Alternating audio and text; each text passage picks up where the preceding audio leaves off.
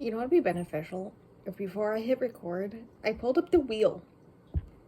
Hello, welcome to a vlog where I use a wheel to figure out how many hours I read.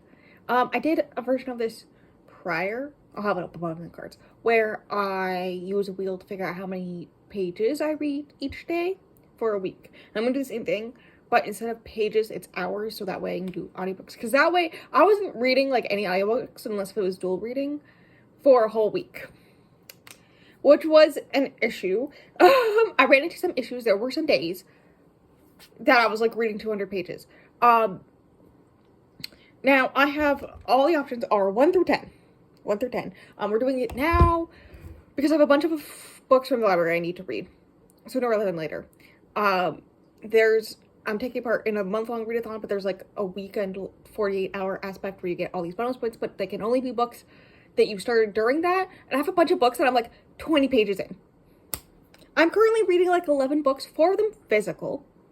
We're not talking about Game of Thrones. And Oathbound is, I'm waiting for the audiobook to boomerang back to me. Well, come to me in general. There's one that I have as ebook, but I'm also waiting for the audiobook to boomerang back to me. That's an issue right now. Right? And then there's like so many ebooks. First one, the one that I am going to read today, no matter what the numbers is, right? Is an ebook that technically was returned at midnight, but I put my Kindle on airplane mode so that I can finish it, because I swear to God, I just need to finish this book. Right? And so this is me for a week, including that 48-hour readathon, reading books for X amount of hours every day. We are hoping not for 10 today. Not for 10. A girl is currently recording this at 1:53 p.m. A little later than planned. I was expecting to do it around noon, and then some stuff came out, and then I was doing some work, and then suddenly somebody was doing a co-stream with me, and I got very distracted. Whoops. So we're hoping not for the 10. If it is 10, we don't have to worry that much, because, and hear me out, part of my rules is that as long as I get the pages done before I go to bed that night, because like sometimes I'll be reading until 2 a.m. So as long as I get that amount of time done before I actually go to bed, it still counts as that day. For this aspect, but for my daily reading, it's a different day. We're not worrying about that. Because that had to happen one of the days in the previous version. Right? So there's that aspect. So technically, I could be up until 2 a.m. reading. Another thing is that another way I'm stealing from another vlog that I did, in which I read for 24 hours, but actually for 24 hours where you pause the timer every time you're doing things that aren't reading. Or stopwatch. I think I did the stopwatch. The way I'm going to keep track of this is I'm going to just have my stopwatch going on my iPad. So then when I'm not reading, I can pause the stopwatch. Now, I'm hoping somewheres between the 3 to 5 range. That sounds like a good time. That's easy. That's like what I have left of stream. And then a few hours more to do film read with me's of one of the physical books I'm reading, because I'm reading too many books at once. We're not talking about who did this to me. It's my own fault. Can you tell I'm postponing hitting the button? I don't want to hit the button. It's fine. It's fine. Here we are.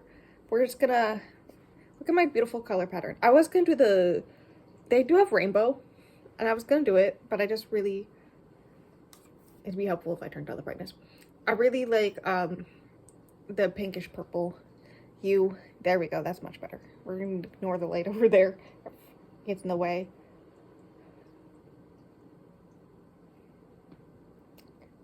Not a scary number, please. I don't know what that is, because I'm looking at the camera and not this.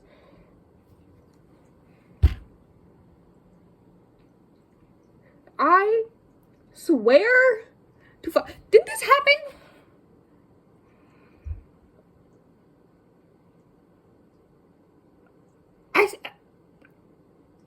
I swear the last time, the first day one of the days where I was like, okay, I have plenty of time to read, and then it gave me the lowest number. It gave me like 50. I can go over. That's the thing. I can go over. Fucking rude. The day that I don't want it to be 1 is when it gives me 1. I'm gonna call the police. Anyways, I will go read for an hour, and then I will update you once I've read for that hour. And then we'll just move on. I'm not gonna talk about any, like, I'll probably tomorrow morning when I spin the wheel again, I will probably tell you how much further I read. But, that's that. That's what I'm gonna do. By the way, prerequisite for my 1 hour of reading. Fucking dumb. That's 1 pomo.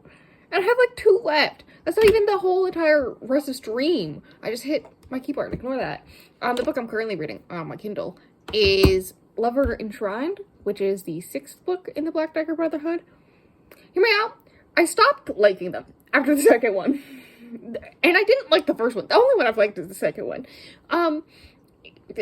My way of going it, I have come to this realization reading the Annihilation series slowly. I say slowly. I've read both the first and second in the past week and a half. Anyways, my reading of those has just been me sitting there just accepting what is happening in the book and not being big brain thoughts about it, not critical thinking it. Because I know I will fail when it comes to that. This series, if I critical think it, I have a lot of issues with misogyny, homophobia, sexual assault and victims, right, how the author was lame and didn't, like, set up a perfect gay romance. It could have been a throuple, I don't care, and they didn't do it. Because why the fuck would you do that in 2007, 2008? Anyways, I think there was a weekend vlog where I finished the second and then had to read the third. I did that in like 24 hours. I don't know how. And somebody in the comments said that they were, I think, on Passionflix turning into a show. I remember seeing a trailer for it. Like, there was a trailer for it. So it's like, I don't know if it's out or if it's coming out sooner rather than later. But that's the thing. And I am fine with that. I think modernizing it could be really good. Because that's another thing. This is like definitely product of pre-2010s. Right? This is a product of early 2000s. And I think that's a lot of my issues with it. Because it feels like she thinks she's being progressive. Because 2007, you're having a bisexual man on, like, you don't see him be with a man. And you see him have a crush on a man, but that be viewed as a bad thing. And he ends up with a woman. And the one time you know of him being with a man was in a non-consensual way. Right? Right? And most homosexual things, most gay things have been, that we know about in this series, have been somebody is not consenting in this relationship type thing. It's a thing in this series, but it's giving she thinks she's being progressive because they are on the page, and therefore she recognizes they exist, which nowadays with bisexuals, that's also the bar's in hell. But it's not progressive anymore, right? Like, this is 2025, right? So I think a 2025 version revamp of it in which it is more accurate for the times could be really good. Especially if Butch and I can't remember his fucking name. You think I'm gonna remember his name, the bisexual character? God damn it. If the actual throuple / gay romance they set up, like, I don't care if he ends up with a woman still in the end. Cool, whatever. Right? But, like, why not lead into the gay romance you spent like 400 pages setting up? Right? And if they actually put in the show, I will die happy. Okay, thank you very much. That's my thing. I'm not gonna watch it until I know if that's the thing. I'll probably watch it. Anyways, that's what I'm reading. I am 15% in, I think like 70 pages. It is like 500 something pages. I also have to go, like, do film read with me's tonight on the first two trials of Apollo. That's another thing I'm reading, but I have to send that because it's not going to be in this hour. Because I got to read for only an hour. Freaking hour. Give me an hour. It's just rude. The way it almost landed on 10, it was apparently on the border. That's great for me. Oh, hi. Apparently I'm going to play Minecraft with friends. But I did an hour. Approximately. Because this funny thing happened. Where people kept on distracting me, so I kept on pausing, but then I would forget to unpause it, and then sometimes I'd let it run. Also, if you hear the computers, because I just loaded Minecraft, that's why. So, approximately an hour, maybe an hour and a half. I got to page 99, and I read like 2 chapters, and all that was basically set up for the next book, which is about Rev and whoever his mate is. We haven't met her yet. And Zev and John, and then the book after that. Which is cool, I guess. But, like, I'm here for this book. It's 542 pages. Can I learn about these characters, please? For the love of fucking God. Anyways, that's my update. I read 29 pages in an hour. Yeah, that sounds about right for these. Also, I did do the math, and an audiobook I wanted to read for the weekend readathon, right? Is due the day that it starts at 3 p.m. and it starts at noon. So I should probably read that now, right? So at least I know I'll take the audiobook boomerang to me. At least it worked today from Libby. So like it was having issues yesterday. I don't need to talk about it. So I have options. I'm not gonna do any of them right now. I will read at least more of the Apollo book later tonight, but maybe more of this. Even though I'm not enjoying it. Like, I was being traumatized at points. But it is a reading experience, so there's that. But I already hit stop. And I realized I should spin the wheel again. So I know what I'm in for tomorrow. I know I should do this.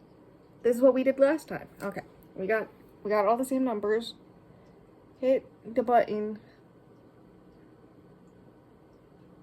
I know 10 is the dark blue. Oh.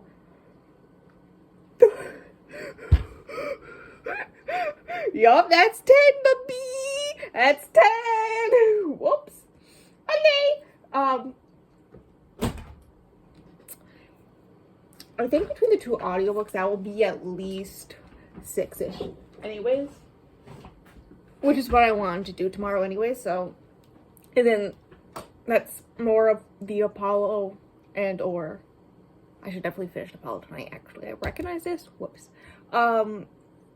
If I haven't, then more of the Apollo and Vampire. But Lover and Trident. There we go. My brain's not working anymore. Can you tell? Anyways, that's the books. That's the books. And that's 10 hours. Why did I put that on? I put that on just for the joke. And then this happens to me. This is homophobic. Thank you. Goodbye. You hear no fan. I don't know what you're talking about. I finished a book. I'm here because I finally finished a book. I went over. You can see it over a little bit. It's fine. Let me put cover on book. I have tea steeping. I need to get it out in like 1 minute. I don't think he's gonna have fun. It's fine. It's fine.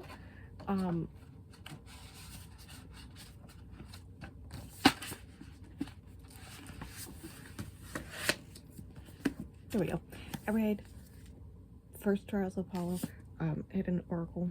I own the 4th one. I gotta put the 2nd one on hold. Don't ask. I bought them at thrift stores for like 20 cents. Okay, that's why I only own 1 and 4. Anyways, A Good Soup. It's basically a character study of Apollo. Like, there's like stuff happening, like there's plot and whatnot, and characters from the other books do come in, like Percy's in the beginning and the very end. Leo comes in at the end. My son, he's probably gonna be the next one. Because I think they're traveling together. And then Nico and Will are in it throughout. And my other son, they're really, not every time he just goes along with Will because he doesn't want to be left on his own. So he just follows Will everywhere, and he says, I'm coming with, I got a doctor's note, and Will's like, I'm the doctor. I love them so much. I love them so much. Yes, I did clock the Thor parody of chapter 1. Imagine the first Thor movie, but instead of an hour of film and Natalie Portman turning him into a good guy all of a sudden, having all that character growth happen in an hour with Natalie Portman flirting with him. I get it. Imagine instead of that, it's him going through all these situations where he is looking back at past him and being like, I sent a lot of people to die, and now that I can die, whoops, because he is mortal now, and all that stuff, while also still being the arrogant, like, way he is, but also being like, what's the point of anything, like, I'm not a god anymore, so what's the point of me playing music, what's the point of me doing all this stuff, like, if I'm not immediately perfect at it and not understanding as a way of humanity and all this stuff. And also, like, looking back at his relationships with his children, stuff like that. I would like to know, there's a way that Julius Caesar could be in the future books. If Julius Caesar isn't, I swear to God, I have a weird obsession with Julius Caesar. Don't ask. So I will die of happiness if that happens. Are there other things to say? Probably, but I can't remember. Anyways, yeah, it's basically that 1 hour of Thor, but like 4 books at least, which I find kind of iconic. Thank you very much. It was mentioned at the end that they're gonna go west, which means Camp Jupiter, which means Frank, Hazel, Jason maybe? Jason Piper might be in the 3rd one, actually. I do know a spoiler about the character who dies in these. It was spoiled for me long ago. I don't need to talk about it. Anyways, I think they're the 3rd one. Next one will be them going to Hazel and Frank. And then, and Raina. And 4th one, I don't know. They'll all be together. Who knows? Also, yes, I did figure out who, like, there was a prophecy aspect about a spy. Maybe it was a prophecy aspect. Maybe it was a thing he got in a dream about a spy, at the camp. And I did guess who it was. Easily. But it was still running away from Apollo's point of view, where it still hurt. Still hurt. Also, what do you mean there was a joke about it just randomly in this fight scene about the cycles of violence, like domestic violence and child abuse? What? Rick. Also, I love the confirmation that Zeus is 100% abusive. Cool. I love that. Anyways, 4 stars. I'm gonna follow the Fish's example and rate it 4 stars as well. It was good. Yes, I did read this because they told me to. It was between this or Magnus Chase, and they told me to do this. 4 stars. I gotta charge my iPad. I killed it. I have the timer up. Now, tomorrow, I have to edit. I should edit.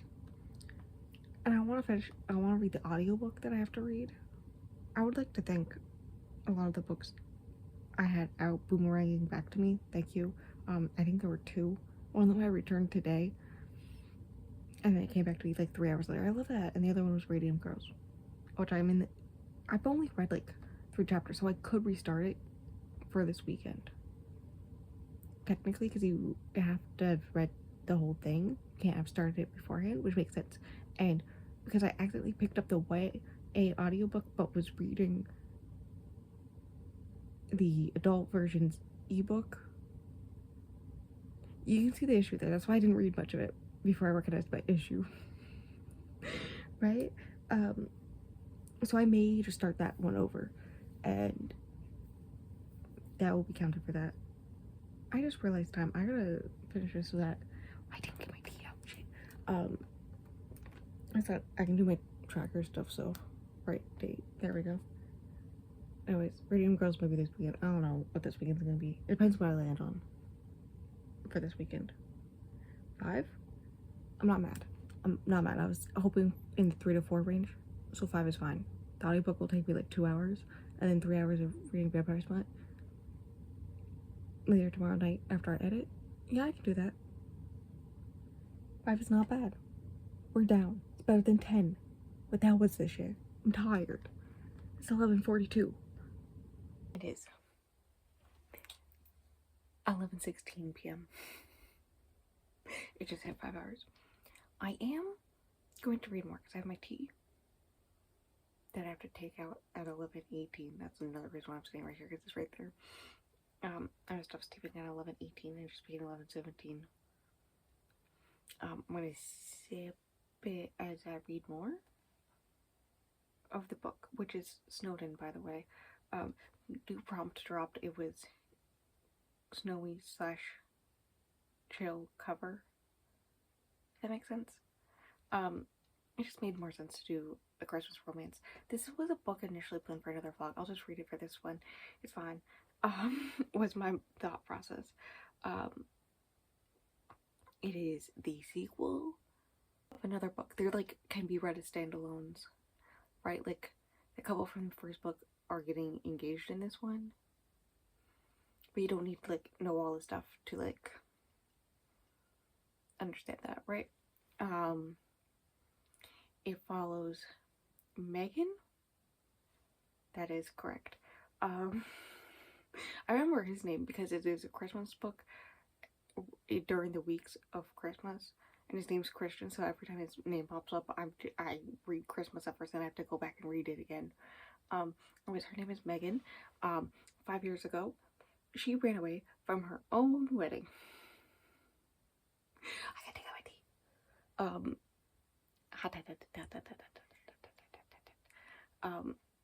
She did that. I'm at the part where, because I read 218 pages in this 5 hours, by the way, which is like 57% or something like that. So it's come to the point of like, she's had the first real confrontation with her ex-fiance Isaac. Since then, like this is the first time she's returned home in 5 years, right? So this is the first real confrontation with him since then. And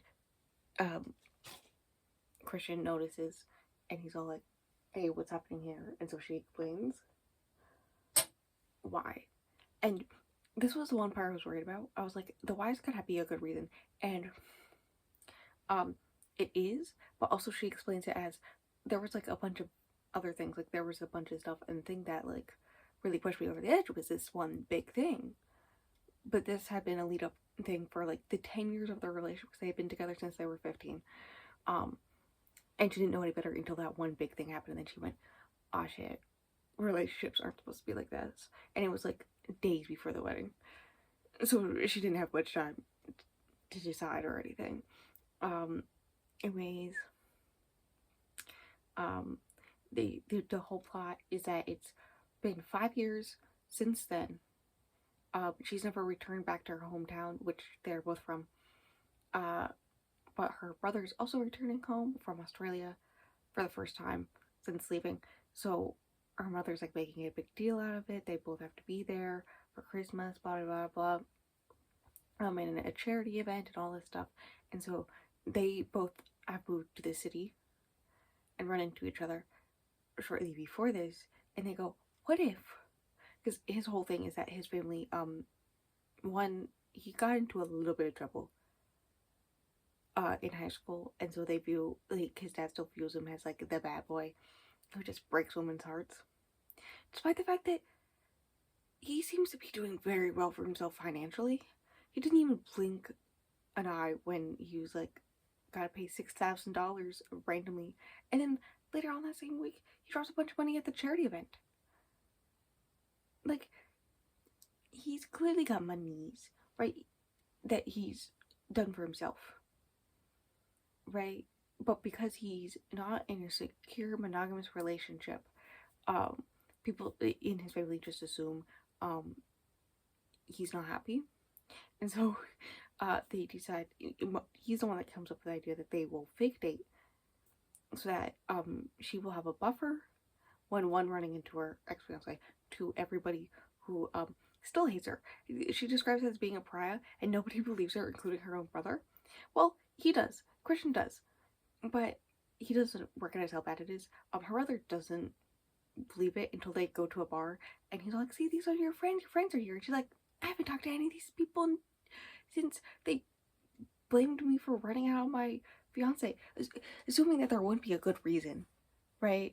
Like, obviously if you're gonna run out on your wedding night, there's gotta be a reason, right? And so like my brain immediately would go either cheating or abusive. That's where my brain would go.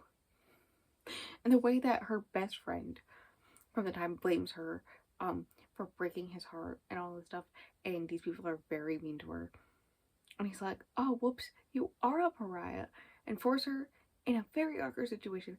I was not doing great during all that. I was very excited when Christian got hit in the head with a pool cue because that meant I gotta not read that anymore. That was very fun.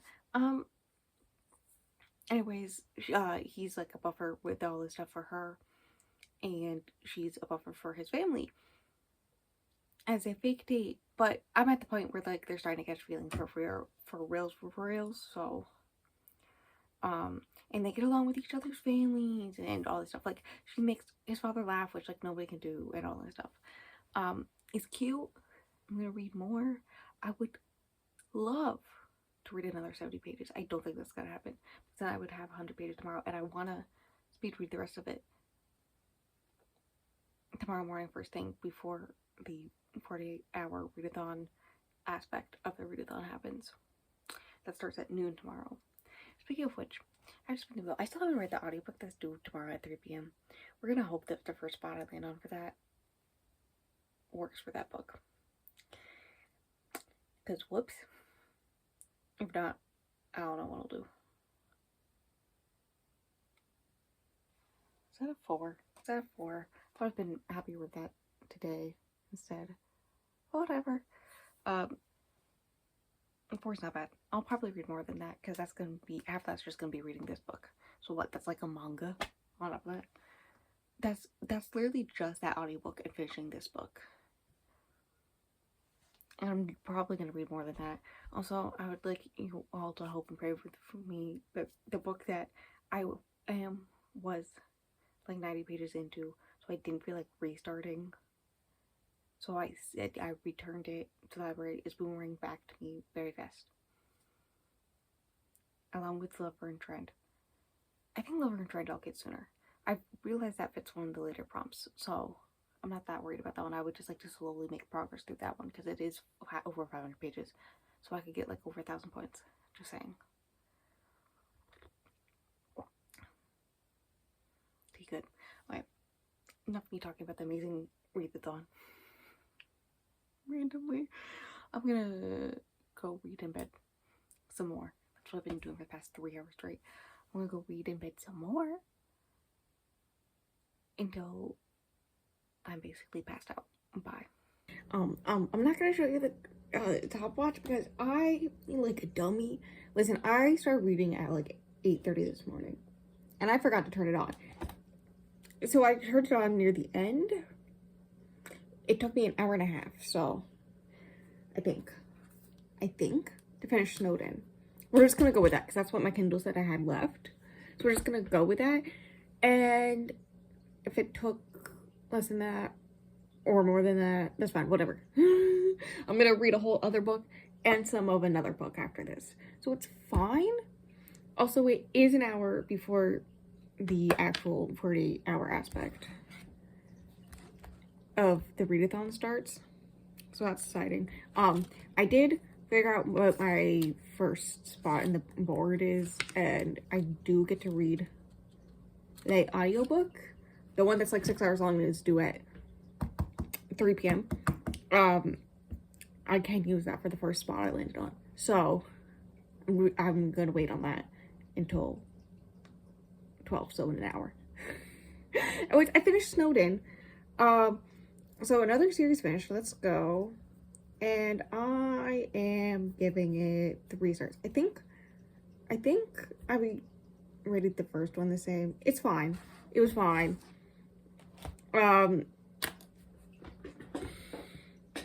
I like the part when some of the truth about what happened with her and her ex are coming out. And people are like, they were like, oops, sorry for being a really horrible person to you. Again, I'm bringing up my point of like, if your best friend, assumably, like they're best friends, if your best friend leaves her fiance at the altar, I'd assume something was going on in that relationship and he's in the wrong and take care of my best friend. Instead, the first thing she says to her after, like the text message she sends to her in a long paragraph, starts with, how could you do this to him? Or something along those lines. And then blocks her.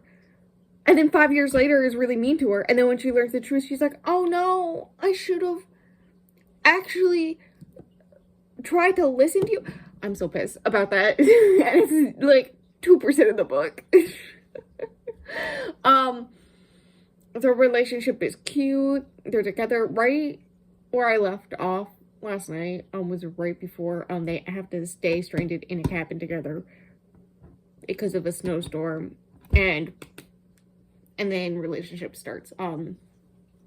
It's cute. 3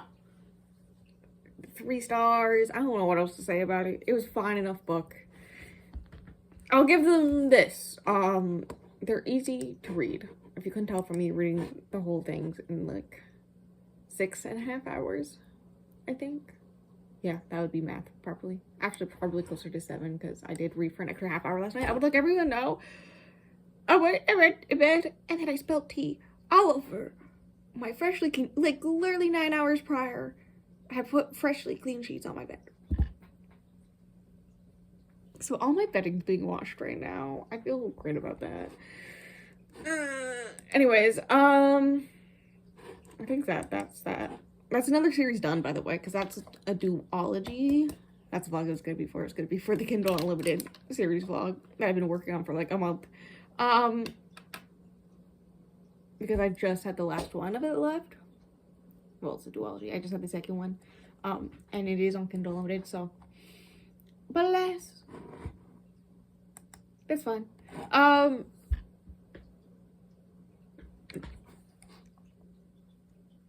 What is the name of the series so I can see what I rated the first one? What's the name of the series? Oh my god, I put it in the low category and I still finished it. That's iconic of me. Why am I like this? I love how it has 2 different names for the series. Okay, I did rate the first one 3 stars as well. There is like a novella in between, but like a 25-page novella. I don't care about that. Anyways, I do like how you can read it as a standalone. Like to the point where at the end of the book, there is a like preview of Christmas Romance, the first one. Because you do see the characters in that one get engaged in this one. And so it's like, hey, if you want to see the relationship, you can read this one. Here's the first chapter or 2 of that. And so like, despite the fact that it's only been 6 months since I read the first one, I know I say that. That's good for me. Actually, it may have been 5 months. It was beginning of January. That's good for me for a series. Okay, shush. But like, you know when you read a romance series and it's like you can read them as standalones, and then there's just like always a little bit of information in the previous one that would make it just so much better if you had read it first, just for that one scene or whatever. yeah, that's not the fact here. Like, you can still get their full relationship in this one. And it's cute. And I like it. And 3 stars. I'm gonna go clean the house. And then I'll read the next book, which is the audiobook that I've been talking about for forever. Everything's Tuberculosis. That's the book. That's been the book the whole time. That's why I want to read it, because of course the whole list is very long because it's a brand new book, right? And so I wanted to read it as soon as possible, since I got the hold in early. So I wanted to get it in so I didn't have to wait like months to get it again, right? There's no way it would boomerang back to me. So I'm gonna probably read that bitch in a hot min. In like 45 minutes exactly, I'm gonna pick it up. Goodbye. I'll let you know when I finish that one. That one will take me less than 2 hours because it's actually 5.5 hours. I saw that when I opened it up and I went, oh, okay. This is gonna be an easy one. Cool. Anyways, I'm gonna do that. Goodbye. I need to charge my iPad. We're at 3:24. So I just need to read one more book. A little bit. I should figure out what that is. I'll figure that out during this clip, but I'll cut it out. The part where I'm just sitting here silently for 2 minutes. Everything is Tuberculosis. I read it. That me reading. Fun fact, because it was due 20 minutes ago. Fun fact, if you're listening on Libby, if you're listening to an audiobook on the website online, if you're actively listening to it and then it becomes due and you have, I had like 45 minutes left, they're like, hey, you can return it. So, well, you can put it on hold, or we can give it to you for another hour. And I went, another hour, please. And then finished it in 15 minutes. Book, good book. Hilariously, right before this, like 2 days ago, because John Green was on Mythical Kitchen to do the last meals series they do, right? And I saw a clip where he's just connecting a bunch of random things to tuberculosis, including, was it World War One? And that part actually came up in this book, so I was like, wait a second. So that's fun. Yeah. I don't know what to say about this. It's what you expect. It's about him talking about how tuberculosis is connected to everything, hence the title. But also, there's this kid named Henry he met. I literally just finished this book 20 minutes ago and I can't remember where Henry's from. But he has had tuberculosis most of his life. Like when he met him, he was 17 and looked the same age as John's 8-year-old son at the time, who is also named Henry. Right? And so it's a lot of like connecting tuberculosis to a bunch of like seemingly random things, but also talking about the societal reasons why tuberculosis is still an issue today by going through Henry's case. And I was really worried in the last 10%. I was like, is Henry gonna die? Henry does not die. Henry's alive. But I was really worried for Henry there. I think that was the point. I think that's why John wrote it that way. I get it. I get why he did it. I get why he wrote it that way. I'm just saying, John. I didn't want to be cutting up vegetables to make a salad, trying not to cry because then I'll cut off my finger. Wondering if Henry's gonna die. Anyways, as you expect, John Green's a good writer. 4 stars. I think the Anthropine Review or whatever that other nonfiction he wrote, I think I'm like one of the only other people who really like that one. Imagine that. I'm like, Anthropocene reviewed. Close. God, I read that in 2022. That came out in 2021. That feels wild. Also gave that one 4 stars though. Imagine if you read that one. Imagine that, but there's a center topic that it all focuses on, and that's tuberculosis. And it's half as long. Anyways, it's good 4 stars. Excuse the weird cuts. I figure out what the next book I read is gonna be.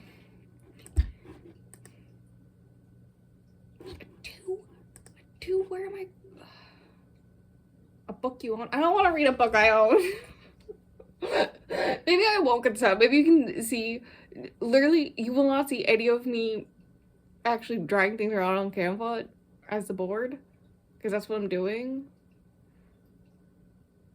but maybe we'll talk about it as I do it. I could land on start and then roll again. Literally, I have two options, and that is a book I own, or no, I have three options: person on the cover, flip a coin, and pick a book between, or not that, start and then roll again. So do I want to roll again, or I can do person on the cover if I want to stay in this quadrant.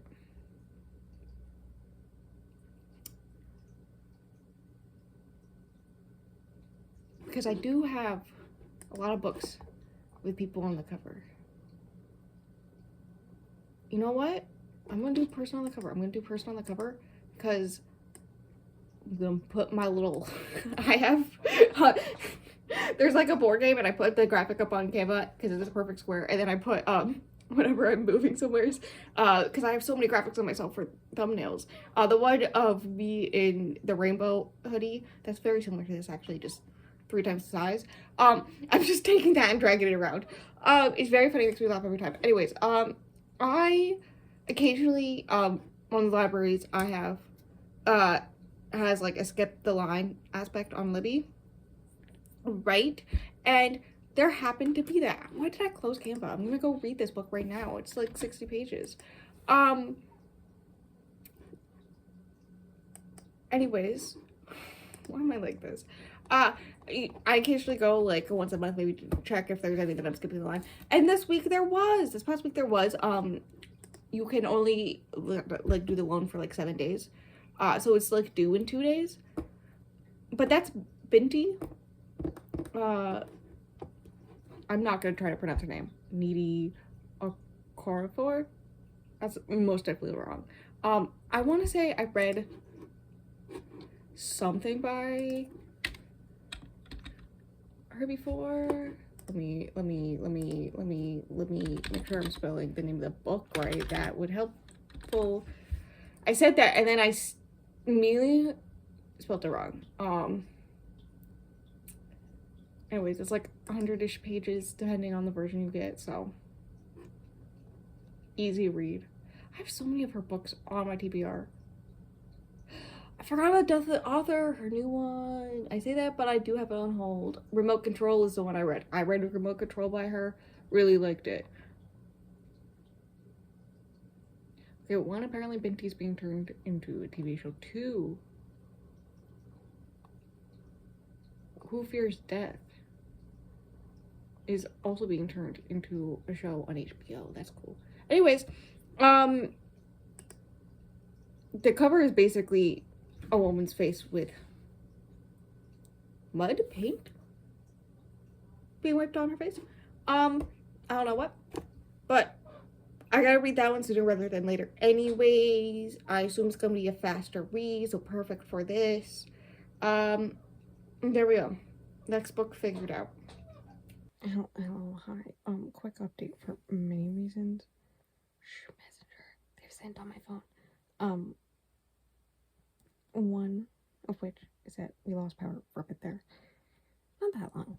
I went over a little bit to finish the book. It's 96 pages, of course I finished the book. Also, if you see me look over there, the other reason why do this, we lost power. Who knows if we'll leave again, right? So I went to make tea while we had power. There is a spider, I almost said snake, besides the palm of my hand, in my sink. So I'm watching my sink like a hawk right now. I don't know what to do. My sink is in a flat space to put in a container, which is what I would do for a large one. Also, that means it may be a dumping one. Because it's so big. It's fine, it's fine, it's fine. It's fine, everything's fine.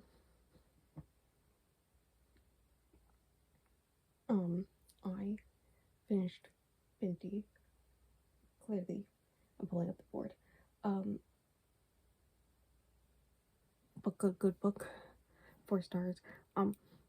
It reminded me a little bit of, I want to say, I know the book's Spirit, but I want to say it's by Nicola Griffin, and I know that's wrong. Like, pretty sure that's wrong.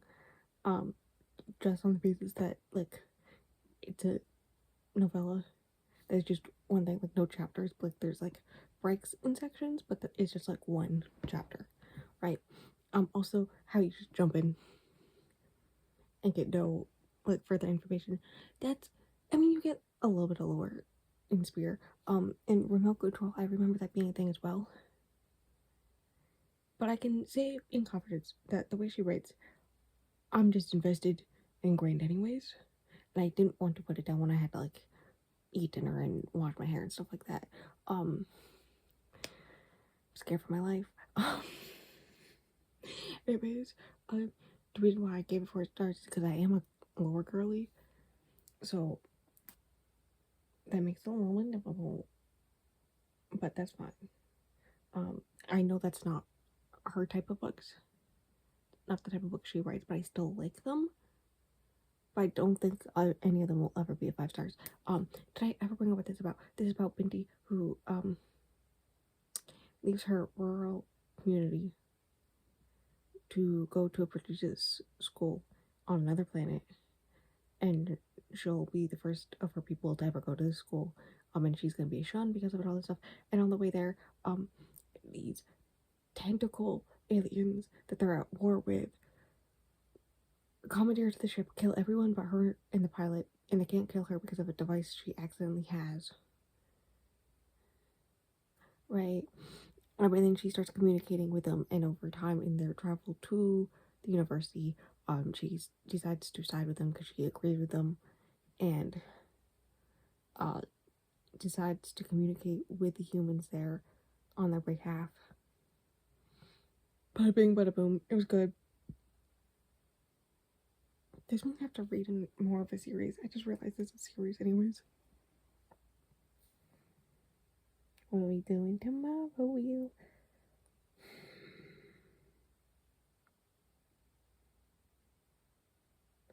Why is that a one wheel? Why is that a one wheel? I closed it accidentally. That's a one. I don't want a one. Today, or not today, tomorrow, in like 30 minutes, is a day I can actually read in. Do I just kill the spider? Normally I put, if there's like a slightly big spider, I'll like put on my heeled boots on my hand and just punch it. So do I do that? And then flush it? I don't know. I'm scared, guys. I'm scared. I'm gonna roll this dice and hope by the time I stop recording, I got a 3. I got a 3. Can't see that. I don't know why I tried. My sister will have texted me back. Where am I? I'm on person on the cover, so I could do another author you've read before.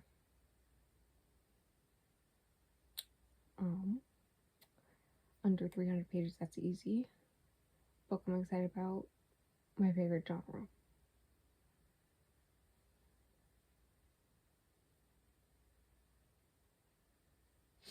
Okay, I know all the ones I would do.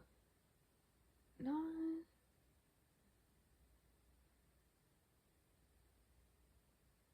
my favorite podcast having their episode released just now. Not the time.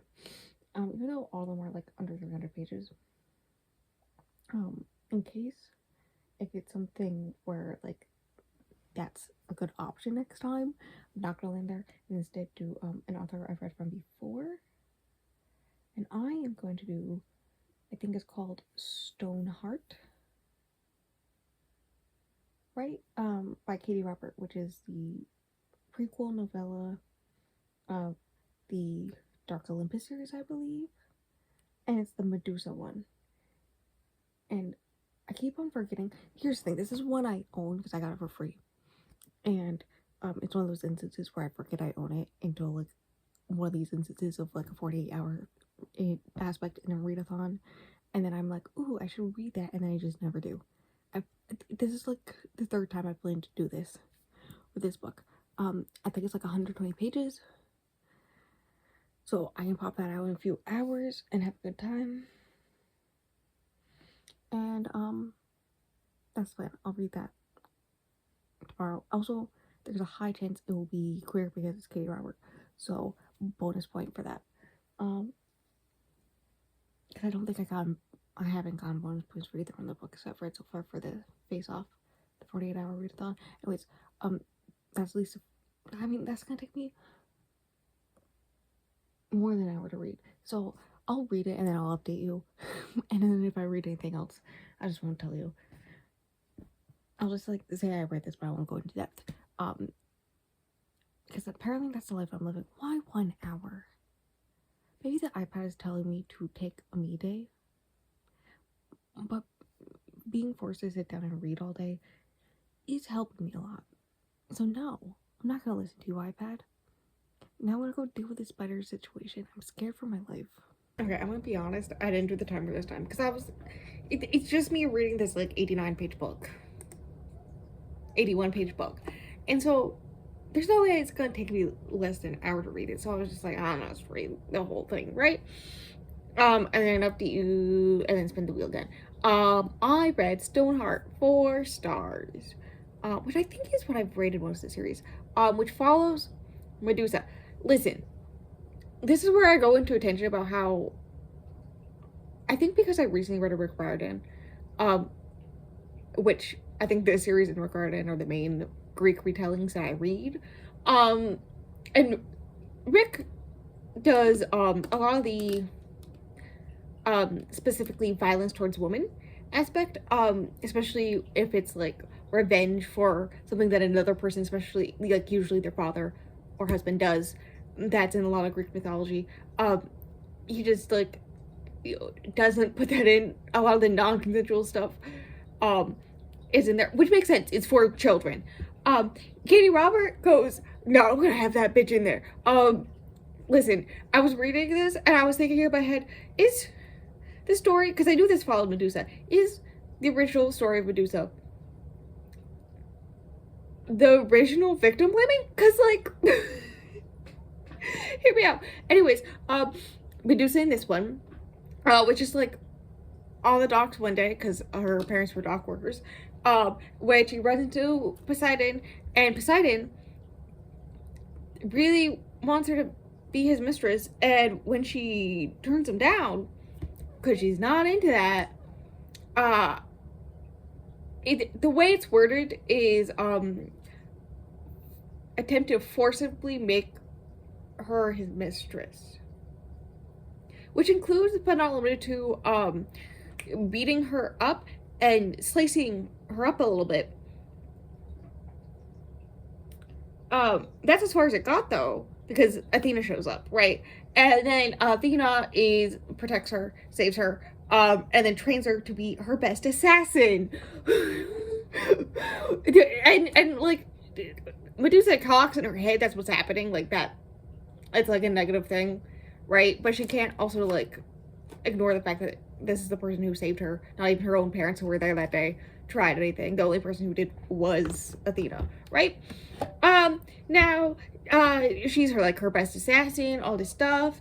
And her newest assignment is on Calypso, who is the mistress of Odysseus. And Odysseus, his wife, like, he's very much in the public eye about the mistress thing. Like, everybody has a mistress, but he's very public eye about it, right? And so, because of that, the mistress hints at, going to kill him if this doesn't end. And so Zeus is all, like, ordering Odysseus ends this. But Odysseus can't just end it, because that would ruin his pride. And so orders a hit through Athena, and therefore Medusa, to kill his mistress. And so, in her head, Medusa's like, what the fuck? This isn't okay, right? But she's like, this is the job I gotta do, and at least I'll, like, make it easy. I won't make it painful. I'll just, like, drug her, make it look like a suicide, and then move on. And then, Calypso was catching, that Odysseus was gonna end things soon anyways. And so she was, like, ready for an attack, right? Assuming that was gonna be the wife. No, it was Odysseus, and she is hurt by that validly. She's the type of woman who's ever since college, and in order to make ends meet, in order to survive, she has used sex as a transaction to be in order to survive. Meanwhile, Medusa's the type of person who, ever since that thing with Poseidon happened, she has used violence and killing people as her transaction or her own safety, which she does feel very guilty about. Right? And so she's there to kill Calypso. Calypso catches it, seduces her to distract her just long enough to drug her to make her pass out. Right? But it's like clear they both have a thing for each other. When I read the synopsis and I heard that it was going to be assassin and victim romance, I went, and there's a one point when she's trying to seduce Medusa, and Medusa's like, I'm here to kill you. There's no way this can be consensual. Right? Anyways, she goes off on the run. Calypso does, and she's like, hey, if you do want to, like, make this for reals, I'm gonna cross the Styx, I'm gonna go in Lower City, over to where Hades is in Neon Gods. And so, that's happening. She calls it in when she gets feeling in her body again, Medusa does. And it's like, because he called a hit on her and it wasn't anybody else, she steals all his money, iconic, when she escapes. And so, the order is to chase her down across the river, which is very not okay. You're not allowed to do that, because Hades will fuck you up. So, like, Calypso thinks she's finally safe, and then Medusa shows back up. It's all like, they're ordering to kill you even more. Like, send me this far. You gotta, like, leave the city. You have his money. Use his money to bribe the new Poseidon or Triton, who is in the other series, the Dark Villain series. I don't know. That series, Ursula's father, hilarious, iconic. We love this. All the connections. So, like, she's all like, use that money to get the fuck out, because they will hunt you down more if they're willing to go this far, but I can't kill you myself, because I know this is wrong. And so, then somehow they end up banging. And then trauma dumping. And then they go to Hades and are like, protection? And he's like, yeah, just don't harm anybody, and you're good here. And they're happily together. The end. The post-coital trauma dumping was a little weird. The ending, very rushed. There was like another thing that I was like, this doesn't, there was like a whole aspect where when she crossed the bridge, when Calypso crossed the bridge, there was somebody there to be like, question her and make sure she was a kosher person and not somebody, like, they'll like look into her background, but if what she says is the truth, she can stay there, and be fine. And Medusa followed her across, early enough where she was able to follow her to her new apartment, like, immediately afterwards. Like, it was pretty immediate, and yet she's not caught by the same person. Like, she must have happened right afterwards, so it makes no sense. So, like, 4 stars, but still good. Like, it's good. It's Katie Robert, it's good. I had a good time. Also, reading a sapphic romance at this moment in time. Well, Calypso is pansexual, I'm gonna guess. Because in her words, it's about their beauty inside and out, and not their gender.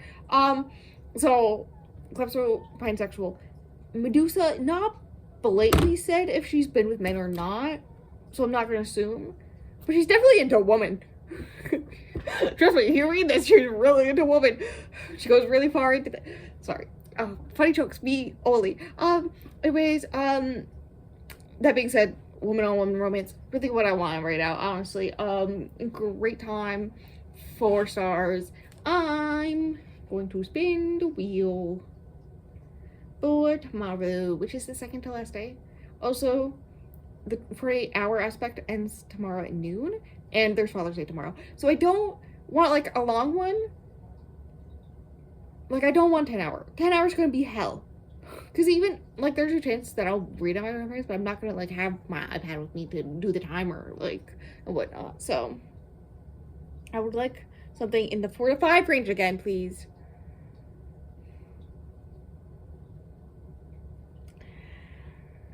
You gotta be funny. Is that 8 or 9? I can't tell. Oh my god, it's so close. Can you see how close that is?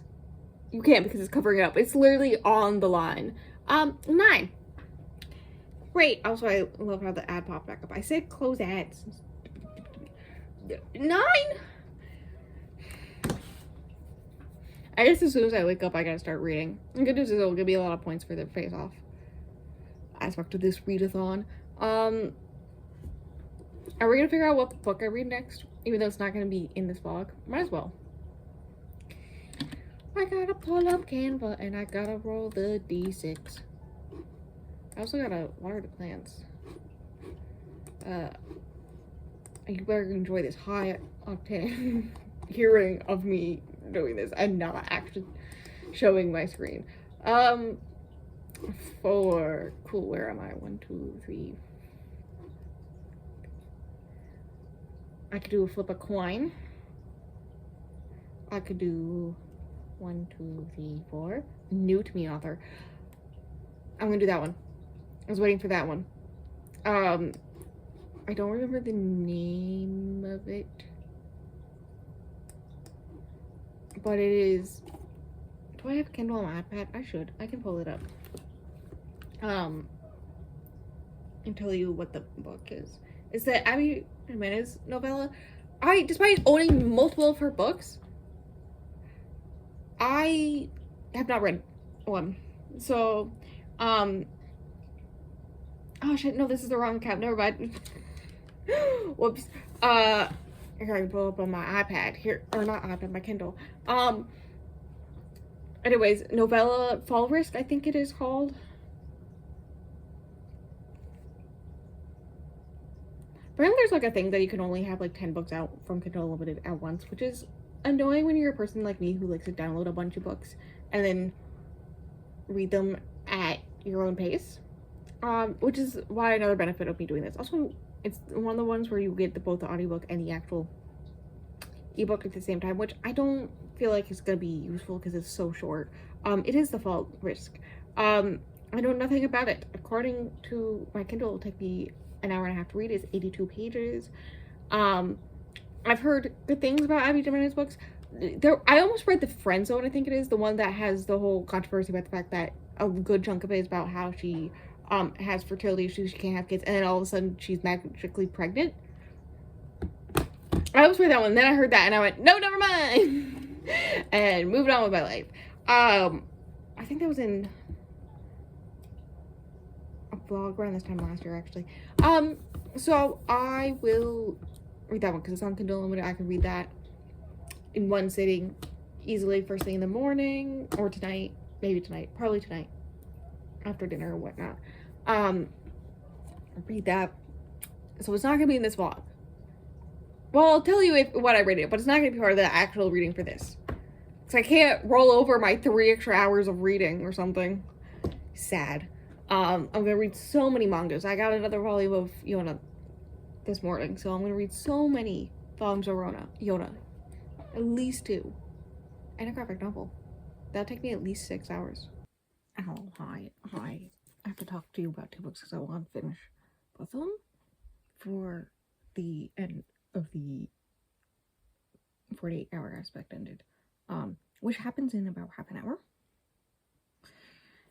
Speaking of which, read 2. A little bit over 2. I gotta figure out what to read next. The next prompt hasn't dropped, so I don't know. I could continue one of the books that I'm barely into, right? Or I could read the sequel to this one. I said it came in the mail. I was about to say that this didn't come in the mail. This came in the sister. She bought it. Well, her boyfriend bought it on vacation. When she was on vacation, and she brought it home for me. So like, what if I reread the second time in a month my favorite section of this, and then go from that into the second one, which would also be a reread. I have issues. Whoops. Books I read during this, I'm gonna be honest, I didn't. After finishing Stormblind, I didn't read anymore last night. It became a mean day.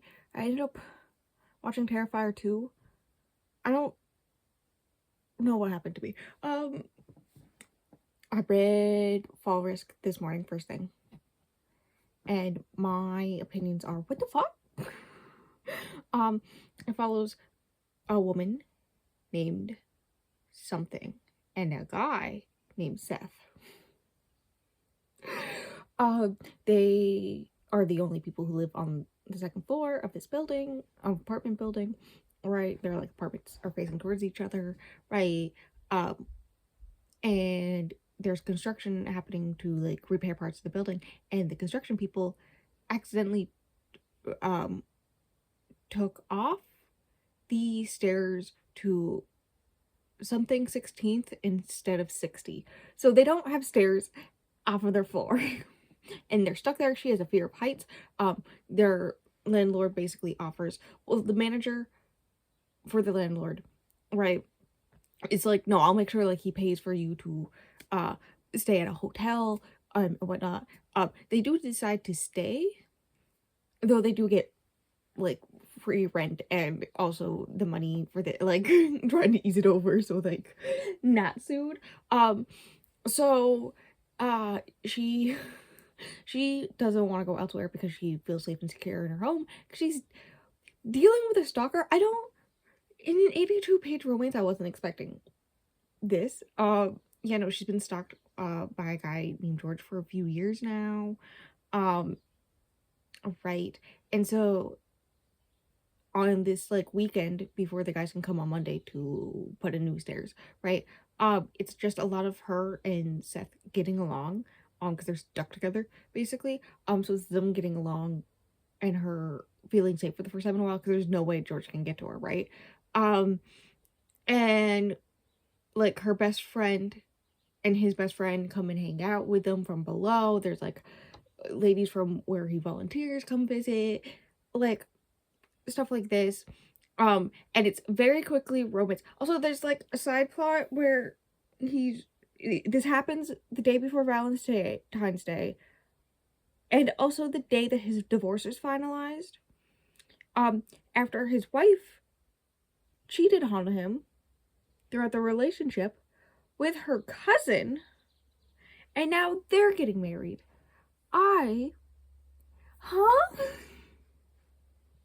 Right? Like, yeah, no, he's dealing with that. And they quickly grow infatuation with each other. Stuck in this situation, but she's all like, I can't put you in danger's way because if George sees me with you, he's gonna like attack you or something. And so George finally does come. Somebody records the whole like ordeal of the staircase missing, because that's like funny story put on social media. Social media is weirdly into it. Like there's a lot of like meme references. I don't want to say a lot, but it feels like a lot because it's only 82 pages. Like Reddit's brought up multiple times. People are putting things on YouTube and TikTok. Like, what? Anyways, because of that, and she's like viewable in it, and the apartment information, like the address is in the video. Which, listen, I get that the person who recorded this didn't know that she has a stalker and is trying to hide from him. So it's not her fault, but I think no matter what, don't post videos in which you can tell where somebody lives. Because that's just weird. Either way. So George, because this, finds her, and she beats him up with a bat, breaks his kneecaps. And then they kiss and happily ever after. My favorite part, throughout the book, he makes a lot of tree puns, plant puns. He works for the city for trees and whatnot. He likes trees, he's a botanist.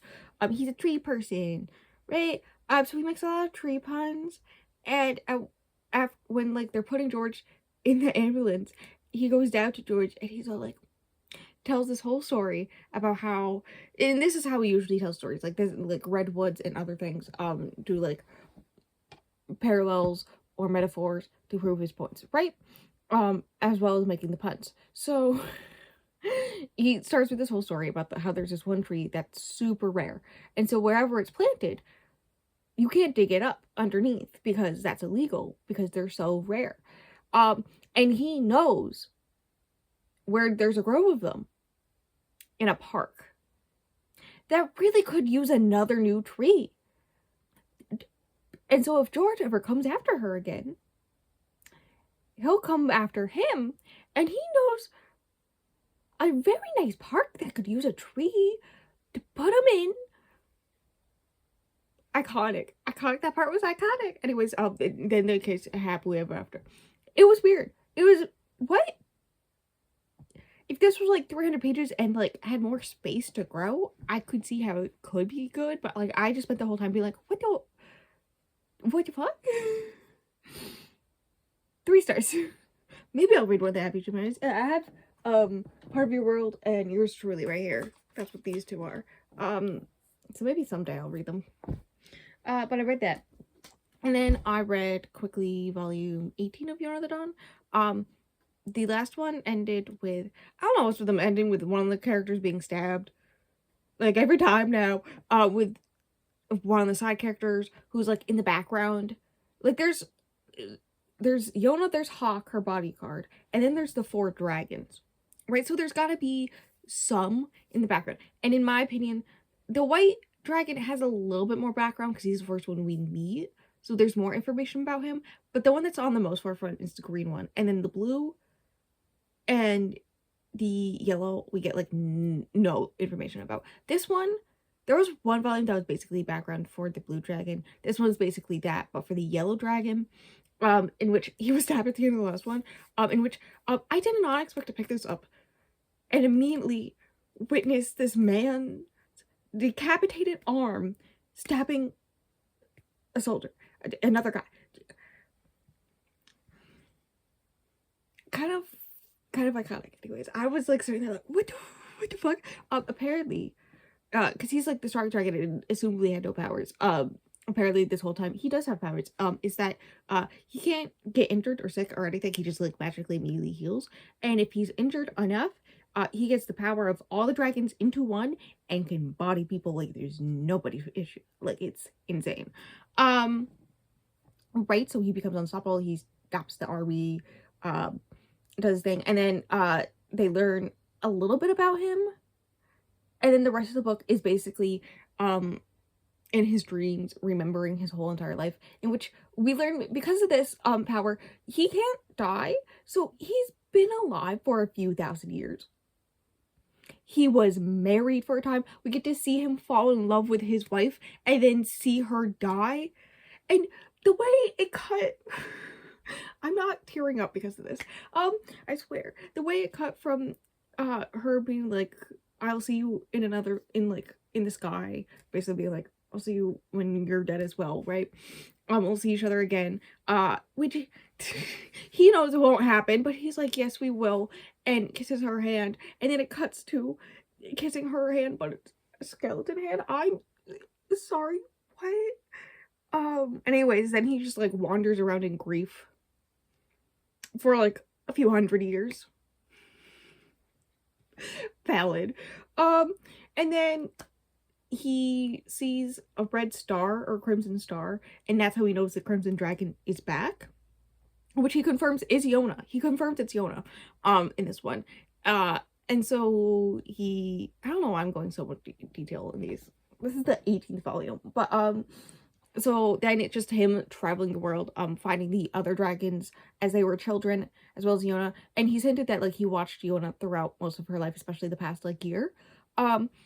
And so like him meeting the like young children versions of the dragons, like young enough where they don't remember him, to be like, hello, hi, and like meet them. And then oh yeah, we also learn why he always says his name all the time, which is because he went so long being by himself, he almost forgot his own name. And so who became his wife, told him that if he says his name all the time, like he's talking in third person, he'll never forget it. And he's like, that's childish. And that's a thing that they make a fun of him a lot. How he always is all like, Xeno will do this. I'm fine. Also, we learn he can cook. And then the like bonus chapter is him basically cooking dinner for people, for the other dragons. And then we're like, wait, he can cook? Yeah, because he's been alive for a few thousand years. He's learned how to cook. Anyways, so yeah, then he wakes up from this memory thing of what all is, and he just hugs them all close. He's like, oh, you've all grown up. And I'm fine. I'm fine. I think this may be my favorite one. Honestly, I say that, but also, like, it can't be so good without, like, 10 books of just witnessing Xeno being childish and everyone, all the other dragons kind of making fun of him for it. Right? And so knowing all his characteristics, and then in this one, you get to see why he's that way. It's sweet. 4.5 stars. I don't know which one would be. It was just, like, really good. Okay, will I pick up the sequel to this? I have so many books I could read.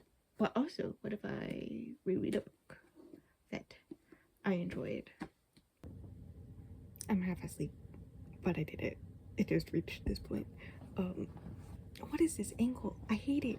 Better.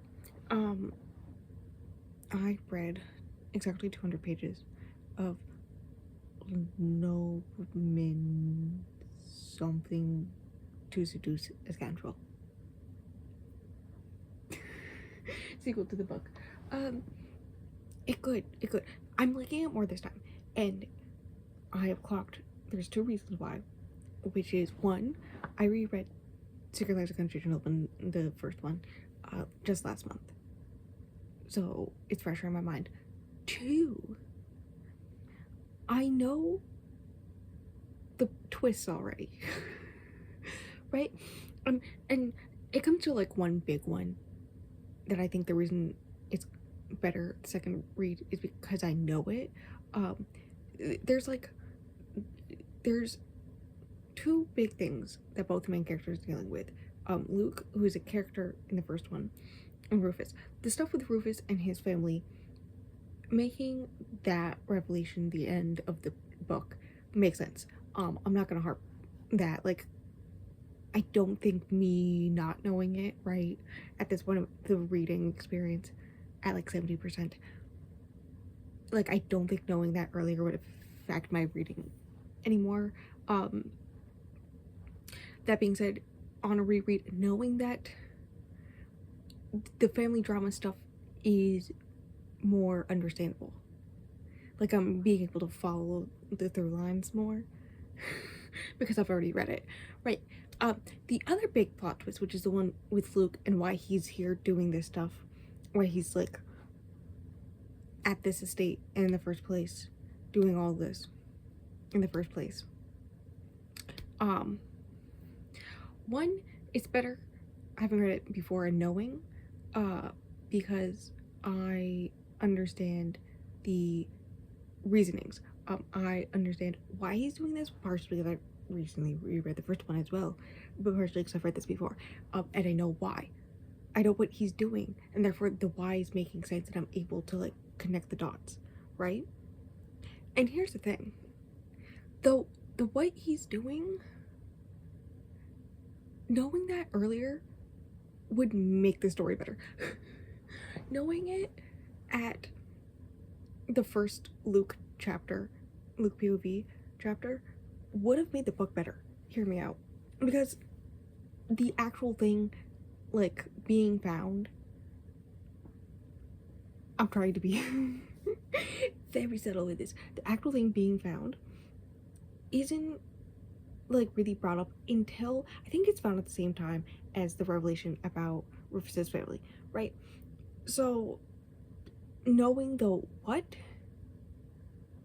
doesn't really affect that aspect. Like, that aspect can be the same, but knowing the what earlier is much better, because you're able to connect those dots. But also, a lot of Luke's POV is him, like, in his head, being all like, oh, I gotta do this thing for my secret plan, but his brain is a way to be purposely obtuse to the reader. Like, there's no way this bitch would be thinking in his head about, oh, I gotta do a thing and I can't tell anybody. Instead, would be like, I gotta do insert thing here, right? Like, it makes no sense. That's not how he would be thinking. He would definitely be thinking of the thing, but it's purposely skirting around it to be obtuse to the reader. And it's noticeable, especially at the point where I'm at, because I'm at the point where Rufus has figured out that he's up to something, has caught being up to something, but he doesn't know what, and he won't tell anybody. And so, like, you would still get the same, like, 70%, 60 to 70% revelation or impact of Rufus catching him doing the thing if you know what the thing is early on. Like, that doesn't affect it. You still get the stress of that moment. In fact, it would be more impactful, it would be more stressful, and I think better then. If I'm making sense, listen, it's 11:30 p.m. I don't think I'm making sense. But if us as the reader know what Luke is trying to do, then the point where Rufus is catching him trying to do that would be more impactful. The overall story would be more impactful, especially around Luke's arc, right? It doesn't affect the ending in any way, and that revelation. And also, I think it would make this section less annoying. Because there's a lot of, like, he's being obtuse throughout the whole entire book in all his POVs, slightly, but it's only like a sentence here or there throughout the chapter. This whole entire section is just that. And I would understand him being obtuse towards the other characters. But to the reader, it's just an author's choice, and it's obvious. Especially if you've read it before. You can, like, I'm being pulled out of the story for the first time since picking it up today. Like, I've been ingrained with it up until this point, because I can feel the writer's choices at this point in a not good way, if that makes sense. Anyways, I am liking it. I said that, but I am liking it more. So there's that. In other news, the next leg has been announced for the readathon, and the book I have for that is hella long. Like, I did the math, and at 4 times speed, because I have both ebook and audiobook, it will take me 6.5 hours. And that's on top of finishing this book that I'm like 200 out of 330 pages. Like, I could totally pick it up and finish it first thing in the morning. It'll take me 2 hours max. But, like, then I have 6.5 hours I have to read this other book, which is also gay, and it's pucking around, okay? Which I know is a male, female hockey romance, in which the female character has recently gotten a job working for the hockey team. And in the previous version of this, in which I did pages, I read, this one I think is traditionally published. That one is self-published. The other one is self-published. The one in the other vlog was self-published, in which it is male, female hockey romance, in which she just got a job working for the hockey team. Perilous. Anyways, I was laughing about that when I saw that and thought of that. Anyways, so I want a high number. I want 8, 9, 10.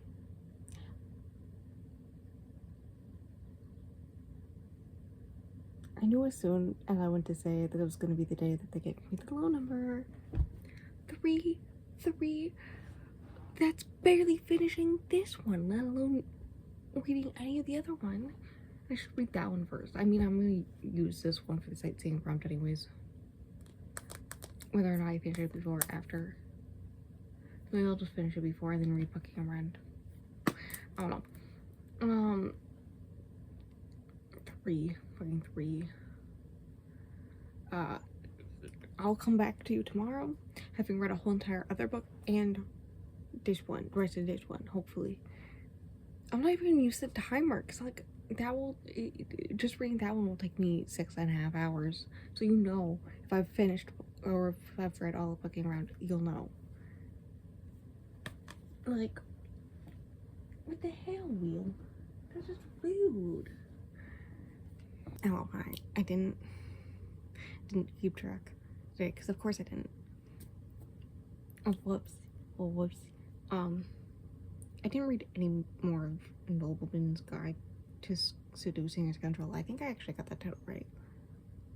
Whoops. I didn't read any more of it. I'm sad, because I would definitely enjoy that more than the book I'm currently reading. Pucking around, but that's fine. Speaking of pucking around, how you know I read 3 hours is that I am over halfway through, technically 51%, but we'll count it at 291 pages.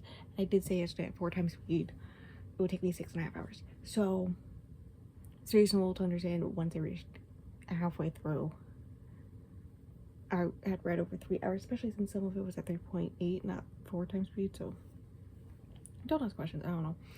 Anyways, dude, it's been a slog. The tea's right behind you.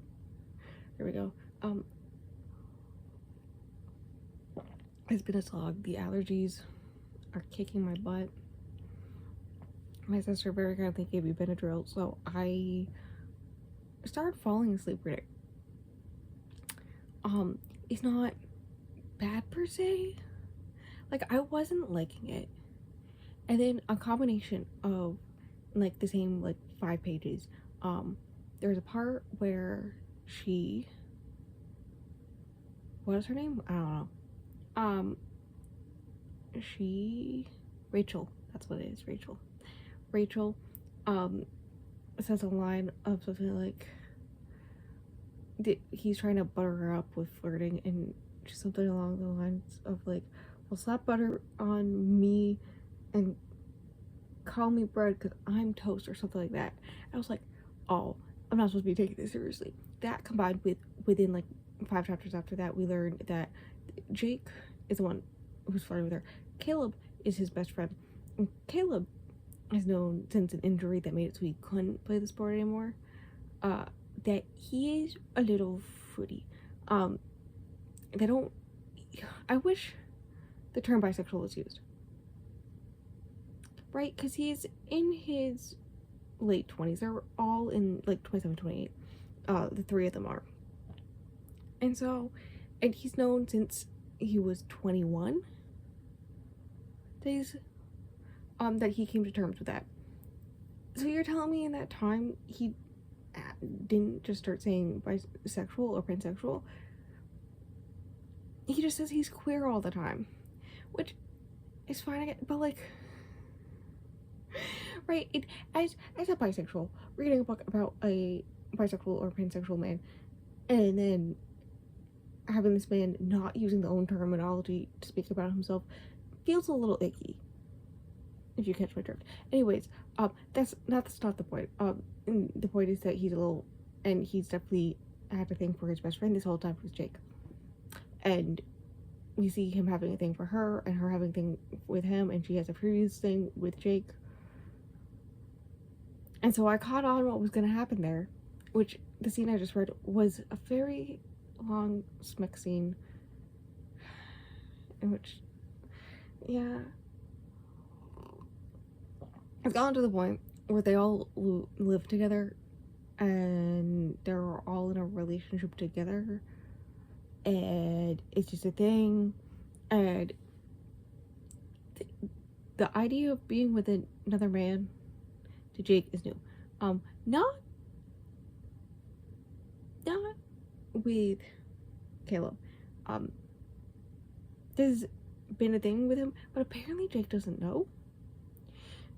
But Rachel clocks. And so Rachel is making it happen for him without telling Jake that this is what he wants. She's just like taking control of the situation. Giving him what he wants. There's a thing where her brother is gay and was outed, so I am very strong about my belief that she will not tell anybody, including Jake, about her suspicions about Caleb having anything for him for a long time. All that's happening. I say all that's happening. Mostly what's happening is just them having smecks. I'm so bored and tired every time. The last one I did skim through, it reminds me of It Happens One Summer, in which I'm skimming through it. There's so many. There's just so many. And after the first 2 or 3, I'm just like, ugh, I'm tired. This is like 10 pages. Can I just skip it? Like, right?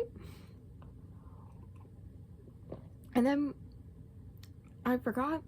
I said earlier that it's a male, female romance. No, there's another male. I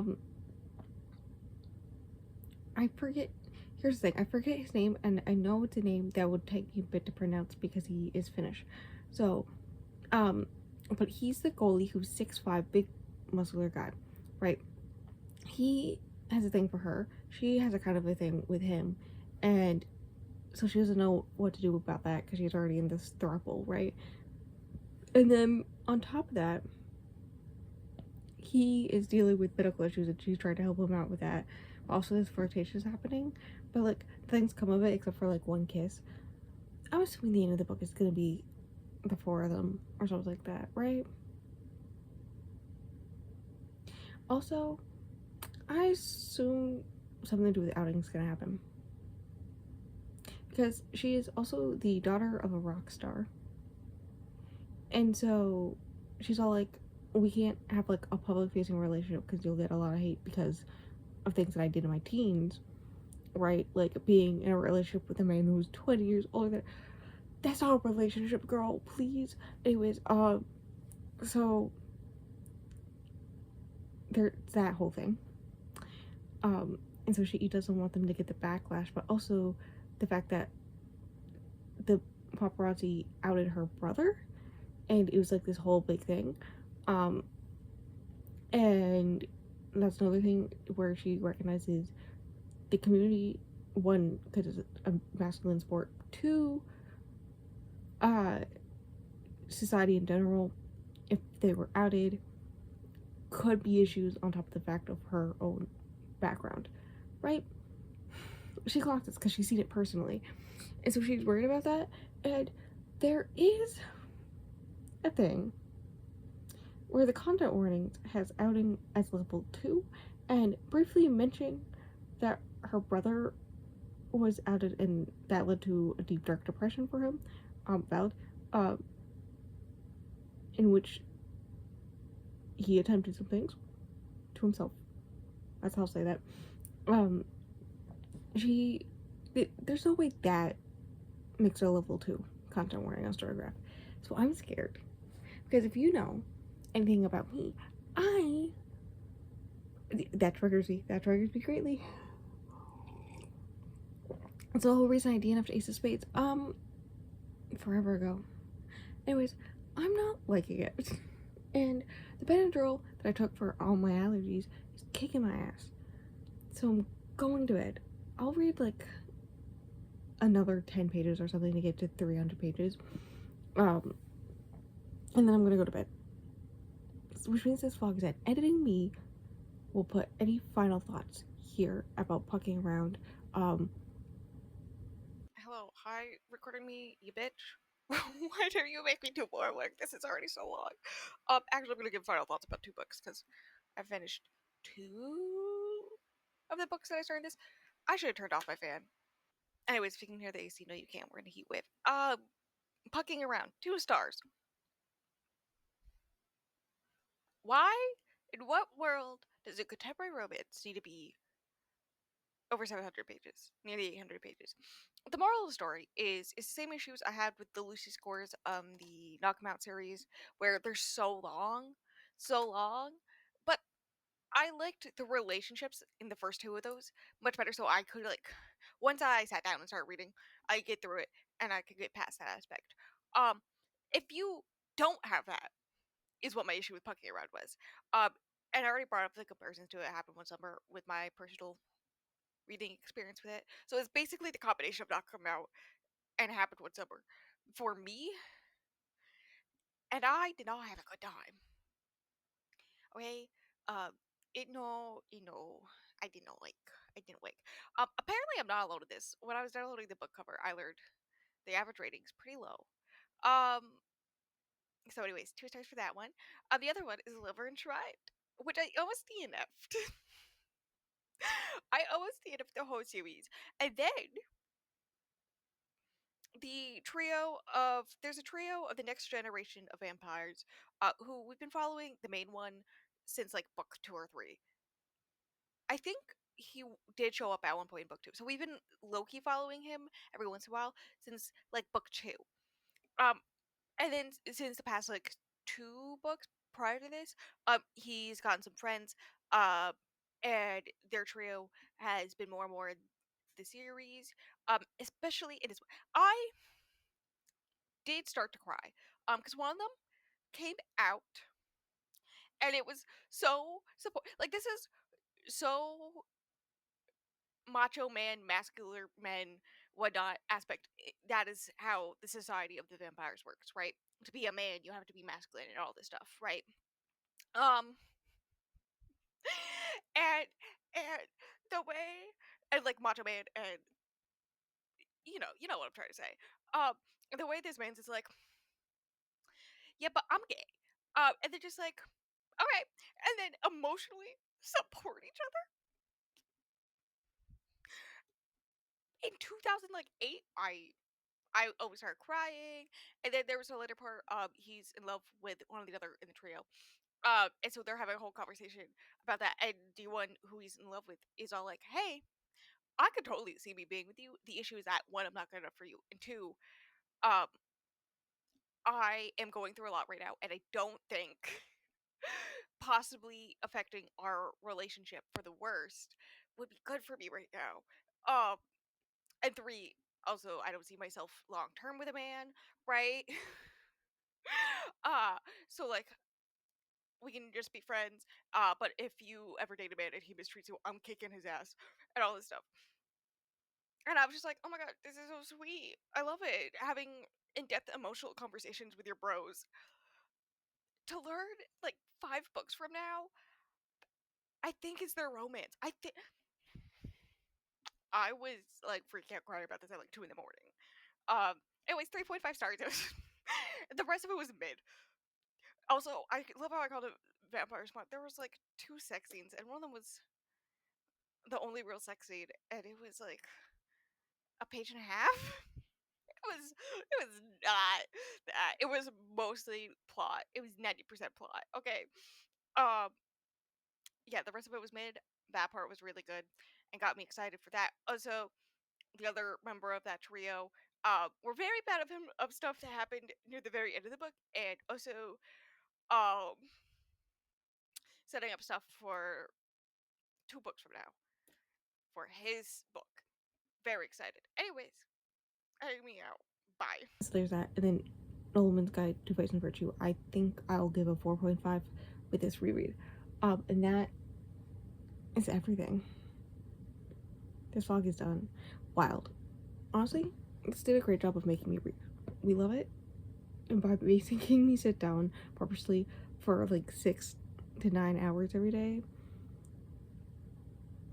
in order to do this made it so like I got a lot of shit done, and I'm very proud of myself. Anyways, outro on me on Benadryl and a tea that knocked me the fuck out that I'm halfway through. Oh no. I make content a lot.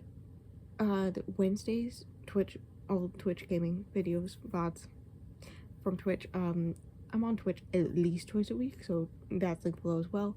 And then Saturdays are booktube videos, whether they're read with me's or vlogs or other bookish content, because there's some not vlogs or read with me stuff pre-filmed. Next week's video. And then Mondays I do shorts and whatnot, and about what I read each week, all that fun jazz. That's it. That's everything. Why is pucking around nearly 600 pages?